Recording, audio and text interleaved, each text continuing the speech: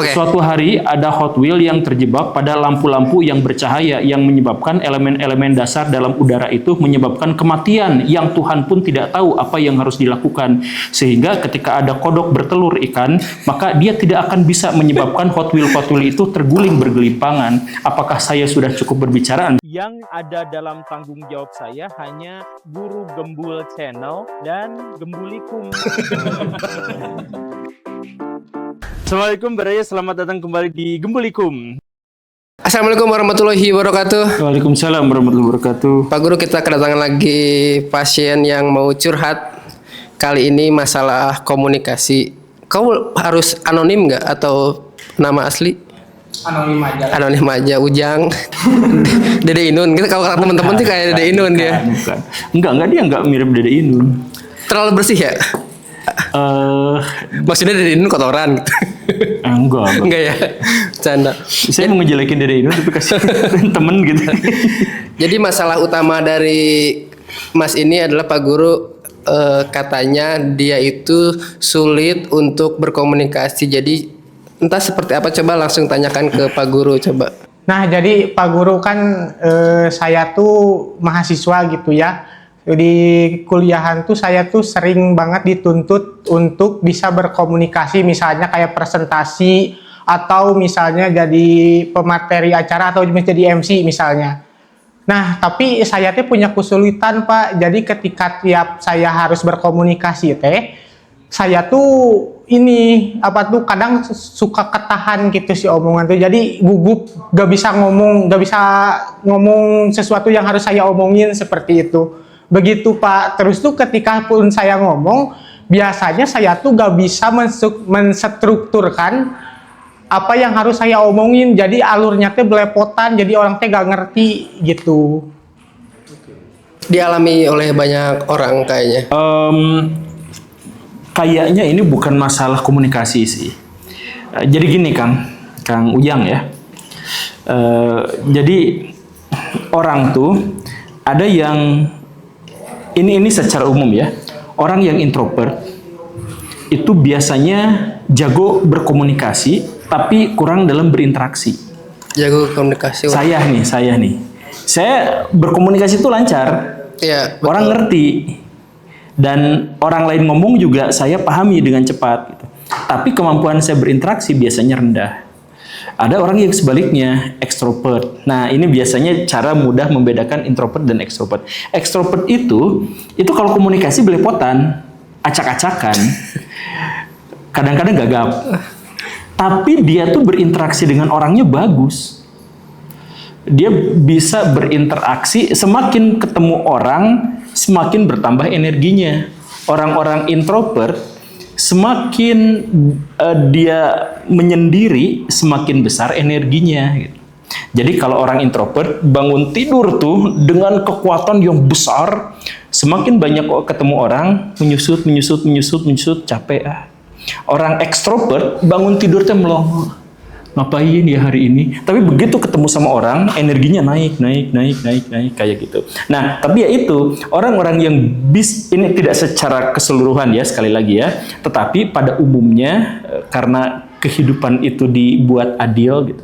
Jadi orang yang bisa berkomunikasi pada umumnya sulit berinteraksi. Begitupun sebaliknya. Nah, jadi kalau Akang punya kelemahan pada bidang komunikasi saya belepotan, gak apa-apa. Orang-orang ekstrovert tuh emang pada belepotan kalau ngomong, tapi dia bisa berinteraksi. Akang maksudnya nggak ada masalah interaksi dengan orang lain kan? Wah, saya lebih bermasalah lagi gitu. Pandangku yang beberapa kali ketemu dia tipe yang introvert juga sih Pak Guru. Oh gitu. Kayaknya. Oke. Iya. Lanjut sob. Nanti kita bahas dulu. Lanjut Kang, gimana? Nah, jadi pikiran saya tuh kemana-mana gitu ketika ngobrol sama orang teh. Atau misalnya ketika ketemu orang, saya teh kadang suka lebih baik tidak ngajak ngobrol orang daripada saya tuh ngomong teh salah gitu. Saking takutnya, saking gugupnya kalau komunikasi. Jadi saya tuh bener-bener diem banget, jadi pendiam banget. padahal ada yang perlu diomongin kadang mah gitu. Saya beberapa kali ketemu sama Akang tuh emang diem. Saya kaget pas suaranya ternyata gini ya. Ternyata suaranya Saking gak ngobrol ya, padahal bertahun-tahun. Oh iya, bertahun-tahun dia? Iya, bertahun-tahun. Dia angkatan pertama kayaknya Pak Gur. Oh, Angkatan Siraru. Iya, betul. Oh ya ampun. Oh iya ya. Waktu masih main sama si yang di itu Glory Box nggak sih? Enggak, itu kelamaan. Saya mah waktu ini awal pembentukan Sirarium. Gitu. Tapi aku agak bertanya juga, penasaran. Tadi yang Pak Guru sampaikan bahwa orang introvert itu dia secara interaksinya jelek, tapi si Biasanya. komunikasinya lancar. Sedangkan ekstrovert sebaliknya, ngomong belepotan tapi interaksinya oke. Ini kalau misalkan ekstrovert itu ngomong belepotan kan perlu dilatih tuh, perlu latihan. Sedangkan kalau introvert itu masalah interaksi. Berarti apakah interaksi mah hanya sekedar mau atau enggak aja sih? Itu juga sebenarnya sama-sama bisa dilatih. Semua juga sama-sama bisa dilatih gitu. Dan membuka kemungkinan bahwa orang itu interaksi kurang baik, komunikasi juga kurang baik. Salah satu tokoh Siraru yang kita kenal, yang sering datang ke sini, itu juga kemampuan komunikasinya buruk, kemampuan berinteraksinya juga buruk. Tapi suka menawar-nawarkan diri untuk kerjaan. Iya benar. Nah betul kan? Jadi Ya, betul, komunikasinya kurang baik, interaksinya juga kurang baik gitu. Jadi sekali lagi nggak berlaku untuk umum, dan Akang ini mungkin orang kedua di Siraru ini yang ini. Nah saya pikir sih yang jadi masalah buat Akang tuh di komunikasi butuh waktu aja sih untuk belajar. Saya kaget pas Akang ngomong beledag kayak gini tuh karena selama ini kita memang nggak ngomong. Seringkali saya ngomong ke Akang cuman iya dengan suara yang pelan. Kemarin juga nyapa iya dengan suara yang pelan. Saya kaget suaranya kayak gini. Nah, jadi tapi kalau misal Akang kayak gitu ya, ini tuh penyakit orang Indonesia. Apa sungkan gitu gimana? Bukan, penyakit orang Indonesia tuh gugup ketika menyampaikan pendapat. Karena apa? Karena orang tua kita itu punya tradisi yang kurang baik dalam mendidik anak. Jadi mendidik anak, dirimu pernah nggak sih mecahin gelas dimarahinnya tuh teka tulungan gitu. Gitu. Nah, jadi orang-orang di Indonesia itu karena sering dimarahin karena sesuatu yang tidak dia kehendaki, akhirnya anak-anak di Indonesia itu sering tidak mau ngaku dan tidak mau menyampaikan pendapatnya. Nah, ini tuh saya benar-benar rasakan ketika jadi guru. Kata si Menteri Pendidikan teh, pusatkan pembelajaran kepada siswa. Oke, pusatkan pembelajaran pada siswa. Oke, siswa ada yang mau diskusi? Ada yang mau ngomong? Ada yang mau ditanyakan? Nah, sebenarnya ada di antara mereka yang pengen bertanya gitu, pengen ngomong. Tapi sejak mereka golden age 1-5 tahun, bertanya dicuekin, melakukan kesalahan dimarahin. Nah, akhirnya pas gede tuh, coba lihat rekaman orang-orang barat, orang-orang bule, kalau waktu dia umur 4 tahun, 5 tahun tuh ngomong tuh udah lancar banget. Kita tuh masih gelagapan, masih ketakutan. Nah, saya pikir Akang juga ada bukan berarti menuduh orang tua Akang seperti itu ya, bukan. Cuman saya juga mencurigai bahwa Akang juga sebenarnya tidak bermasalah dalam komunikasi. Akang tuh cuman jarang aja untuk melakukan itu karena berkali-kali Akang melakukan kesalahan, kemudian dianggap bahwa kesalahan itu tuh harus dapat hukuman, sehingga Akang kemudian menjadi malu dan atau takut dan atau tidak lagi berusaha mengulangi hal yang semacam itu.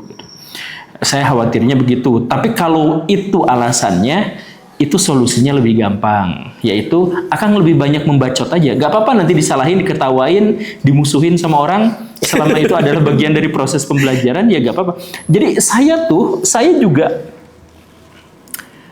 karena kemampuan interaksi saya itu masih jelek, saya tuh masuk kuliah, papasan sama temen, saya disenggol cedik begitu tuh. Atau kemana kuli jok, bercandanya kuli gitu. Saya tuh masih ingat candaan-candaan saya waktu SMA gitu, kemudian waktu kuliah gitu, betapa kasar, kaku, kikuk gitu.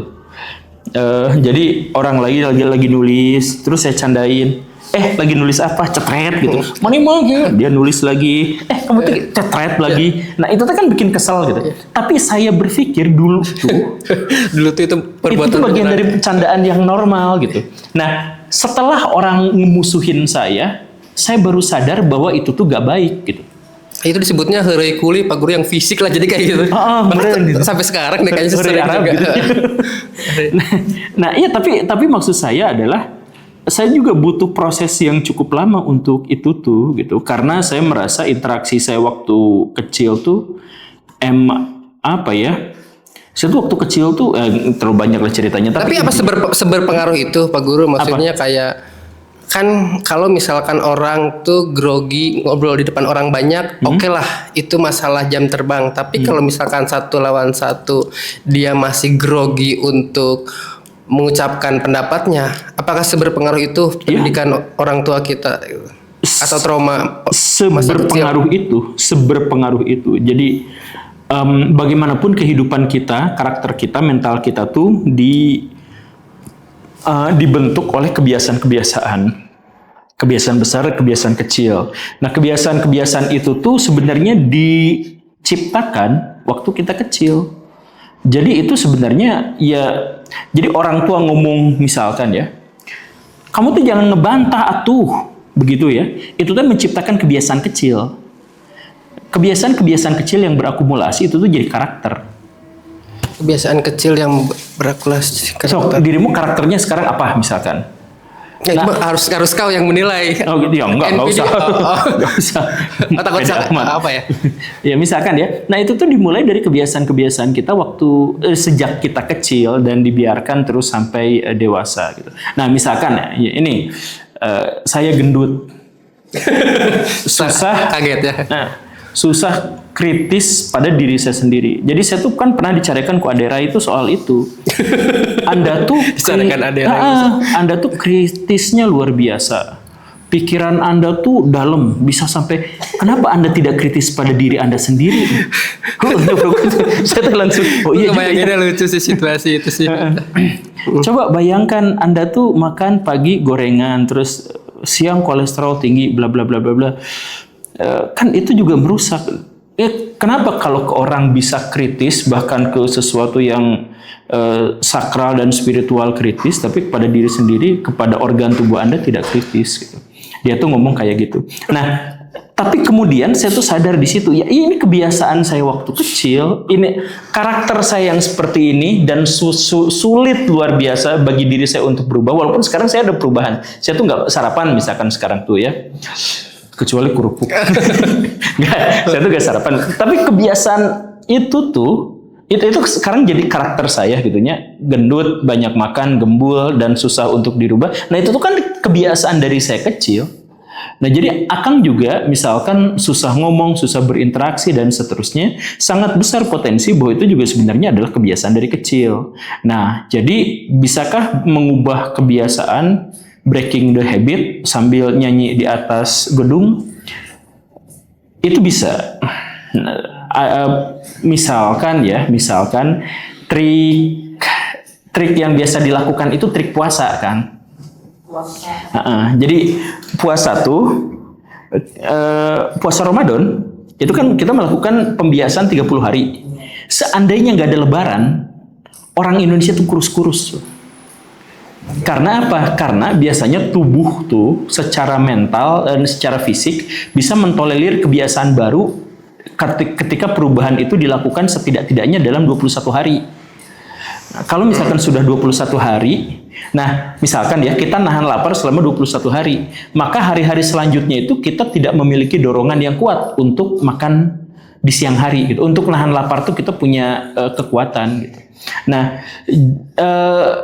21 hari aja kayak gitu. Jadi Akang misalkan bau jigong, misal maaf, gara-gara apa? Gara-gara jarang sikat gigi. Akang sikat gigi 21 hari. Nah, hari ke-22 sampai 25 dan sampai ke-30 itu Akang akan tanpa ada dorongan, Akang tuh udah refleks aja ngambil sikat gigi terus digosok gitu. Nah, bulan puasa tuh pamahnya tuh apa? Tradisi di Indonesia, udah lebaran tuh balas dendam semuanya.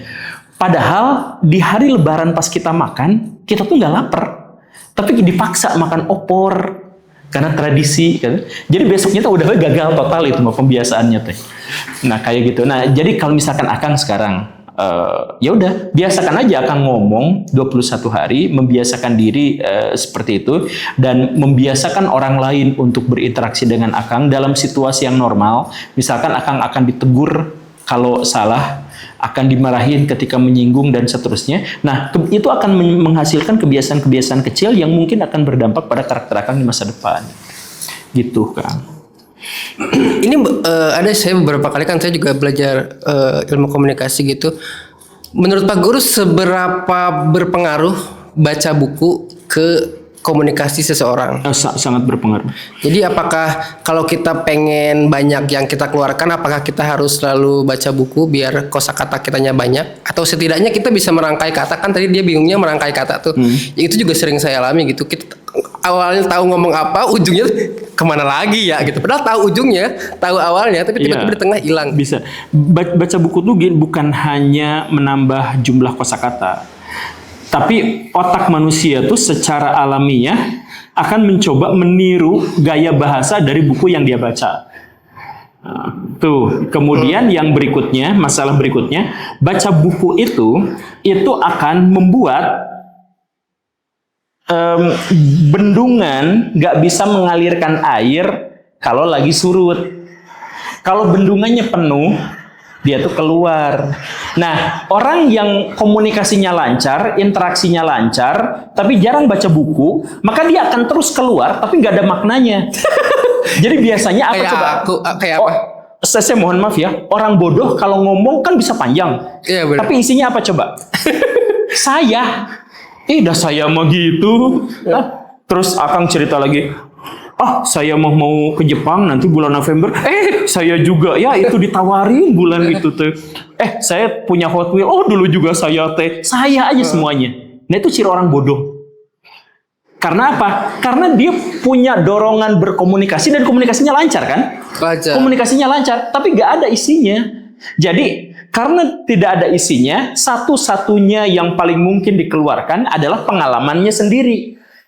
Nah, baca buku itu meminjam pengalaman orang lain, meminjam pengetahuan orang lain. Jadi saya baca buku teori evolusi. Saya kan tidak melakukan penelitian seperti yang dilakukan Darwin.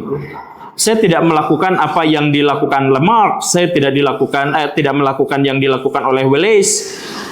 Tapi saya baca penelitiannya, saya baca pengalaman dia untuk saya wartakan kepada orang lain. Nah, jadi sebenarnya dalam hal ini membaca buku itu bukan hanya melipat gandakan jumlah kosakata kita dan memberikan wawasan kita untuk berkomunikasi secara verbal dengan orang lain, tapi juga membuat sesuatu yang kita keluarkan bukan hanya didasarkan pada pengalaman pribadi, tapi juga pengalaman orang lain. Gitu. Jadi banyak yang bisa disampaikan. Kalau orang bodoh ya kembali pada dah saya mah, suami saya mah, anak saya mah, istri saya mah, semua aja tentang saya. Sadar gak sih ketemu sama orang-orang yang kayak gitu? Aku langsung kebayang beberapa nama langsung yang kenal sih. Tapi bukan Prabowo ya, netizen bukan. Apa ya? Emang Hasan apa yang ingin dipelajari dari komunikasi itu untuk apa? Sebenarnya saya tuh pengen komunikasi tuh karena kan Oke, ulang ngomongnya. Saya pengen komunikasi itu gara-gara kan kita tuh makhluk sosial ya, manusia tuh, dan kita tuh hidup tuh bisa berprogres kalau kita tuh bisa berkolaborasi dengan orang lain. Coba kalau ngomongnya kayak gini Kang. Sebenarnya saya pengen berkomunikasi, saya pengen lancar berkomunikasi itu karena kan sebagai manusia kita tuh harus berkolaborasi. Nggak terlalu gas gitu. Akang rendah, jadi kan Akang tuh kan nggak kelihatan di kamera ya.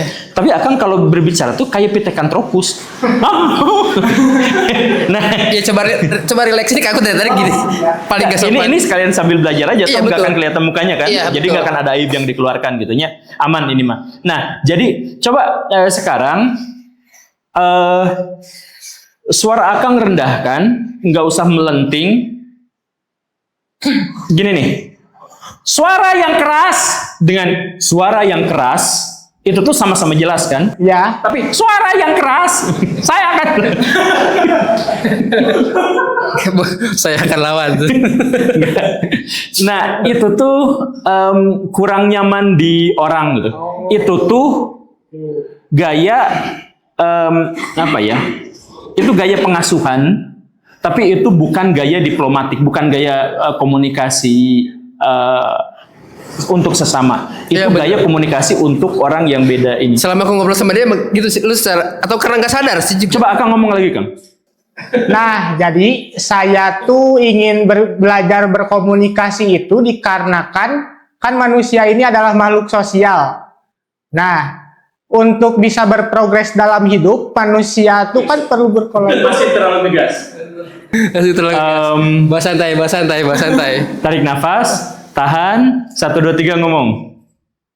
Nah, jadi saya tuh kan kita manusia itu adalah makhluk sosial.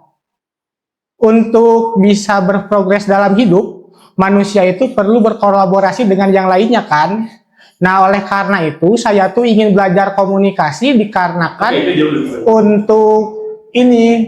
untuk bisa berprogres dalam hidup agar bisa berkolaborasi dengan orang lain.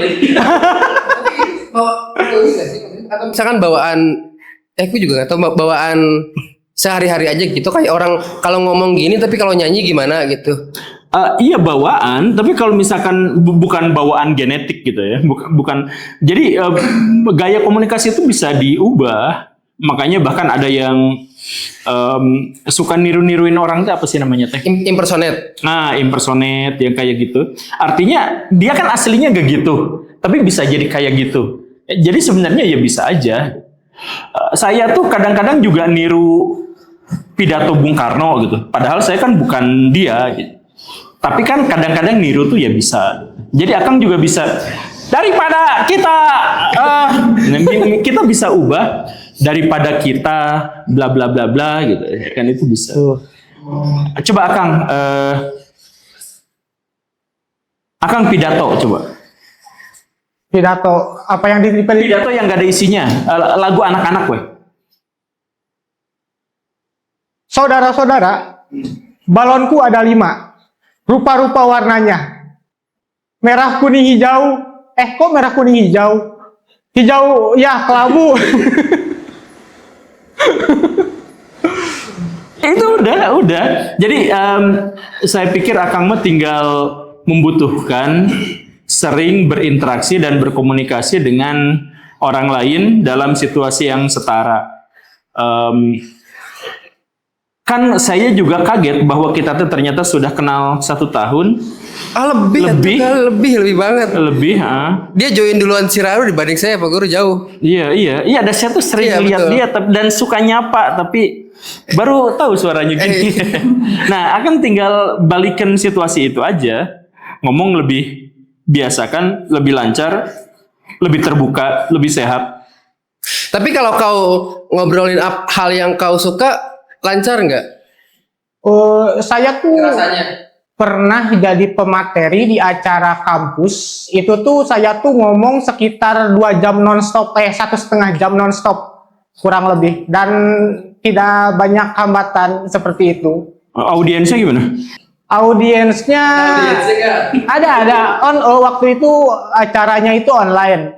Audiensnya ya beberapa sih, karena beberapa komen di belakang ya, itu si Akang itu literasinya bagus gitu. Terus tuh kadang ada juga yang bertanya, cuman karena waktunya mepet jadi ya gak bisa terlalu banyak dibahas gitu pertanyaannya tuh. Begitu. Saya tuh sempat berpikir, untungnya enggak, sempat berpikir ketika Akang jadi pembicara di atas podium tuh, audiens tuh menganggap Akang tuh seperti Giant yang sedang bernyanyi gitu, dan mereka tuh pura-pura. Tapi ternyata enggak. Ya syukur seperti itu. Tinggal saya yakin ini mah bukan sesuatu yang sangat sulit untuk diubah. Kebiasaan Akang lah yang harus dilatih. Kebiasaan untuk langsung menyampaikan pendapat dengan gaya Akang gitu, dengan bahasa Akang. Kalau mungkin sering ngaca untuk ngobrol, cewek-cewek tuh kalau mau ngobrol tuh ngaca dulu, Kang. Jadi dia tuh punya ekspresi khas yang dia sendiri tuh atur untuk menjadi seperti itu. Gitu. Nah, Akang juga bisa jadi begitu. Jadi latihan ngaca gitu. Ulang latihan, ngomong latihan ngaca. Jadi latihan ngaca seperti itu, Pak. Iya, nah gitu. Itu lebih enak. Tapi kamu termasuk ini nggak? Termasuk yang ngerasa komunikasinya jelek tuh karena gugup atau karena nggak tahu materi aja? Saya tuh biasanya gugup. Dia ada-adain suaranya. Saya tuh. Jadi dia ada-adain suaranya. Gak apa. Karena gugup atau karena nggak tahu materi, komunikasinya ngerasa jelek? Sering kali karena gugup. Kalaupun materi tahu ya gak tahu, biasanya bisa sedikit apa ya, mengingat. Yang lebih bahaya mana Pak Guru? Nggak tahu materi atau gugup? Gak tahu materi lebih bahaya. Gugup tuh ya nggak ada materi tuh kita nggak bisa mempersiapkan atau mengantisipasi. Kalau gugup tuh kita bisa mengantisipasi. Aduh, saya gugup. Masukkan tangan ke saku misalkan atau pegang kertas gitu dan lain-lain lah ya. Itu masih bisa diakalin. Tapi kalau materinya kosong mau disampaikan apa? Tapi kalau Akang materinya sudah cukup, sudah banyak, dan Akang juga sudah melahap banyak buku, artikel dan lain-lain. Saya tuh punya lebih dari satu dosen di kampus dulu tuh yang ngomongnya tuh gak bagus. Tapi karena baca bukunya gila-gilaan, itu dia ngomong tuh tetap enak didengar. Dia nggak ahli pidato, ngomongnya lempeng, gitu. Tapi karena isinya tuh berbobot, karena dia banyak sekali baca buku, jadi tetap kita tuh mendengarkannya juga enjoy, mendengarkannya juga enak. Nah, jadi itu membaca buku itu salah satu cara yang sangat baik untuk melatih kemampuan kita dalam berbicara. Saya yakin sih itu. Oh begitu. Tapi Pak, kalau misalnya ini apa tuh namanya tuh,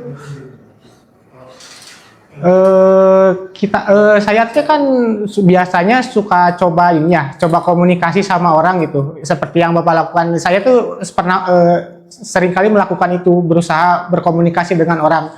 Tapi akhirnya saya dianggapnya corny atau bisa aja so asik seperti itu. Dianggapnya apa? Corny. Corny itu bahasa Inggris untuk so asik. Corny, kok baru denger ya? Bahasa Inggris untuk so asik. Wah, dirimu nggak ngerti bahasa Inggris. Aku juga baru denger. Dianggap kalau Pak Gus ngerasa ada orang so asik, tuh sadar so asik gak sih? Ya banyak orang yang so asik. Ya itu mungkin juga kekhawatiran dia juga ya untuk berkomunikasi. Tapi untuk ya nggak apa-apa. Biarkan orang negur. Biarin aja. Biarkan orang. Kadang-kadang kita tuh butuh pembelajaran dari sesuatu yang menyakitkan. Gak usah takut dengan rasa sakit. Saya juga sakit, tapi saya nggak. Jadi ketika saya sakit, dikalahkan, dijatuhkan, diinjek, dimaki-maki, saya lebih berpikir jadikan itu sebagai bahan bakar untuk memperbaiki diri, bukan menyalahkan pihak lain atau mundur dari arena, karena saya udah ada di dalamnya. Nah, jadi kalau Akang nanti misalkan dicaci, disakitin, dijelekin, gara-gara Akang ya tadi apa istilahnya tuh corny. Iya, karena dianggap corny dan sebagainya. Nah, setidaknya ketika Akang tahu bahwa itu corny, Akang tuh sudah menemukan setengah dari solusinya kan. Kebanyakan orang punya masalah tuh bukan karena dia gak ngerti solusi, tetapi karena dia tidak mau mengakui masalahnya apa. Ya kan? Iya. Asal nggak terlalu overthinking sih juga. Kalau misalkan gue takut corny, pada akhirnya nggak komunikasi juga malah nggak kemana-mana pada akhirnya sih. Iya, makanya. Nggak tahu gue so asik apa ke orang-orang. So asik asal akan tuh ambil pelajaran. Jadi setiap dicaci lu kayak gitu jelek banget, lu sok-sokan bla bla bla bla. Saya juga pernah disebut Harry gitu, heboh sendiri gitu. Harry heboh sendiri. Sama murid pasti ya? Bukan, bukan sama murid. Sama teman KKN gitu dulu. Ya, saya tuh sakit hati pisan di situ tuh. Bahkan setelah itu tuh ada sidang, ada pengadilan gitu, di mana saya tuh emang dikatain gak ngerti gaul, gak ngerti apa-apa gitu. Sakit hatinya tuh luar biasa gitu. Tapi di lubuk pikiran saya yang terdalam, saya tuh tetap, walaupun sakit hatinya luar biasa ya, saya tuh tetap gak akan mau nyalahin orang lain, karena bisakah itu tuh jadi pelajaran yang baik gitu? Ya kan bisa kan? Jadi coba bayangkan gitu ya, semakin orang itu banyak bergaul, semakin banyak dia itu dicaci maki, itu udah pasti. Nah, jadi ya udah, itu mah konsekuensi dari hidup. Gak usah takut sama yang begitu-begitu. Takut sih wajar, cuman maksudnya jadikan itu bahan bakar untuk berubah gitu, tanpa harus menyalahkan pihak lain. Tapi kalau misalkan ini saya bertanya Pak Guru, kalau misalkan tiga hal yang bisa dilakukan untuk teman-teman yang mau lancar berkomunikasi yang dulu Pak Guru latihan, apa aja Pak Guru kalau misalkan bisa dirangkum? Enggak, kalau saya punya metode sendiri dulu gitu ya. Jadi dulu saya tuh emang udah suka baca dari dulu tuh, dari SMA. Nah, cuman dulu tuh karena nggak punya uang, jadi saya tuh ke toko di alun-alun. Jadi setiap sore jam 3 jam 4 tuh saya naik sepeda ke sana. Toko apa di alun-alun? Ada yang dulu mah kebakaran, sekarang udah ini. Oh, Kings. Iya. Itu. Nah, ada toko buku di situ ya? Dulu ada ya. Dulu mah ada toko buku di sana. Nah, di toko buku tuh kan ada yang untuk dibaca nih kan, apa sih namanya teh? Iya, yang kayak. Nah, yang udah sampulnya tuh udah kebuka. Nah, itu saya tuh bisa baca tamat di situ teh. Tengah modal ya teman-teman. Tengah modal, bahkan tingkat tengah modalnya gitu. Jadi saya tuh baca aja di situ teh sampai tamat gitu. Kadang-kadang bablas sampai jam 7 malam gitu, nggak nyadar karena itu ada di dalam ruangan kan. Dalam ruangan nggak ada jendelanya dulu saya ingat tuh. Jadi kadang-kadang saya tuh bablas nepi ka sholat maghrib teh harus disatuin gitu, karena saya tuh nggak nyadar bahwa waktunya tuh udah lewat gitu. Baca we gitu. Nah, sepanjang pulang dan menjelang sepanjang pulang dan sepanjang berangkat naik sepeda itu saya tuh latihan ngomong. Nah, ngomongnya itu 2 metode. Yang pertama, saya harus ngomong apapun itu nggak boleh putus, tapi kata-kata saya tuh nggak boleh nyambung satu sama lain. Nggak boleh nyambung. Coba Pak Guru 1 menit. Coba misalkan ya. 1 menit, oke. Suatu hari ada Hot Wheel yang terjebak pada lampu-lampu yang bercahaya yang menyebabkan elemen-elemen dasar dalam udara itu menyebabkan kematian yang Tuhan pun tidak tahu apa yang harus dilakukan. Sehingga ketika ada kodok bertelur ikan, maka dia tidak akan bisa menyebabkan Hot Wheel itu terguling bergelimpangan. Apakah saya sudah cukup berbicara? Misalkan gitunya. Nah, itu saya tuh ngomong sepanjang jalan. Nyambung nggak kita tanya? Iya betul. Nah, saya tuh ngomong itu tidak nyambung. Nah, terus saya bales. Nanti berikutnya saya ngomong non-stop dan itu harus nyambung ini. Nah, itu tuh biasanya saya lakukan berangkat atau pas pulang dari baca itu gitu. Nah, kayak gitu dulu mas saya gitu. Tapi setiap orang saya pikir punya cara metode masing-masing. Nah, ini pertanyaan terakhir untuk penutup karena kita udah panjang. Jadi yang curhat. Apa namanya? Yang Pak Guru baca itu buku yang disukai atau sekedar bacaan? Saya mah dulu tuh baca apa aja sih.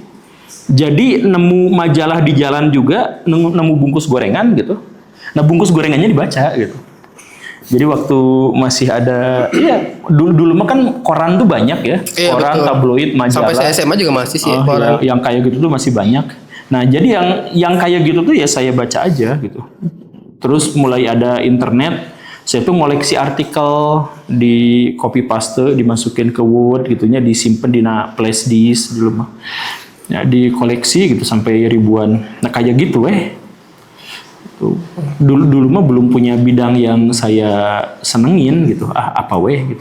Dan kalau secara teknis sih sebetulnya kita dulu sempat bikin video di Gumbulikum kayaknya yang soal waktu saya belajar cara ngomong di depan yang lebih baik lah. Ada juga tuh di Gumbulikum tuh. Dulu kita pakai papan tulis, ingat yang soal otak itu. Oh iya. Nah, itu sangat detail tuh. Jadi teman-teman kalau misalkan nanti mau nonton juga Pak Guru melatih saya berbicara ada di video tersebut. Oh iya ya, saya bahkan lupa itu ya. Kang Ujang ada lagi yang mau disampaikan? Saya bukan yang ngambil banyak pertanyaan nih biar ngalir aja. Apa? Ada nggak? Ada lagi nggak? Kalau nggak saya tutup nih udah 40 menit. Mungkin udah cukup ini. Oke Pak Guru, terima kasih sudah mampir ke kandang Tetris ya, karena di belakangmu itu pada main Tetris terus. Pak Guru terima kasih. Assalamualaikum warahmatullahi wabarakatuh. Waalaikumsalam warahmatullahi wabarakatuh.